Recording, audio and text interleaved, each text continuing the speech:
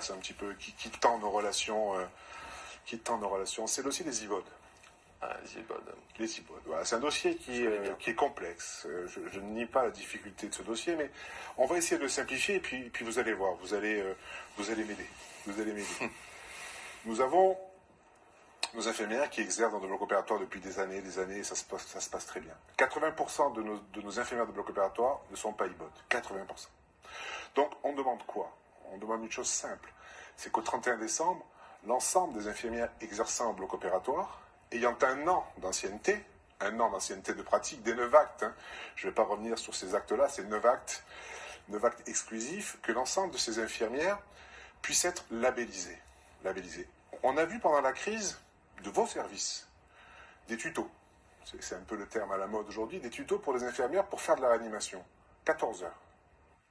Pas pour être infirmière réanimatrice. Pas pour être infirmière réanimateur. Bien sûr que non. Vous savez, quelquefois, je prends des raccourcis pour éclairer mon sujet. Raccourcis qui sont quelquefois des raccourcis, effectivement. Des tutos pour être infirmière de réanimation, avoir une connotation.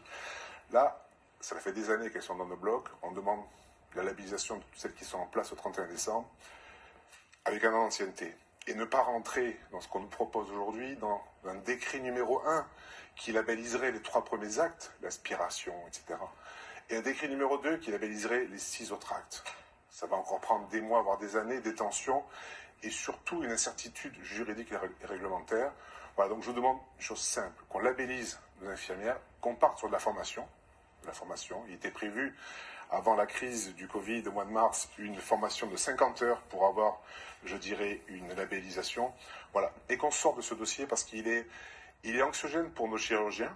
Il ne se passe pas une journée sans que j'ai un chirurgien qui m'appelle et qui m'alerte. Anxiogène pour nos collaborateurs. Certaines infirmières commencent à exercer leur droit de retrait. Et puis pour nos collègues directeurs au niveau assurantiel.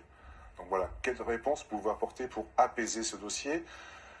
Au mois de décembre dernier, avec Agnès Buzyn, on est arrivé aussi à un consensus, puis qui a été oublié avec la crise Covid. Voilà. Est-ce que vous pouvez nous rassurer sur ce sujet-là?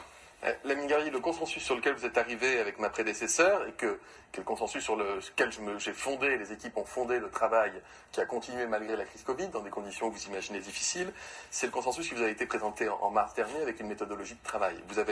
Vous soulignez qu'à court terme, il y a une simplification qui porte sur 3 actes avec un dispositif transitoire. C'est le décret du 28 juin 2019 qui vise à sécuriser les pratiques dans les blocs opératoires.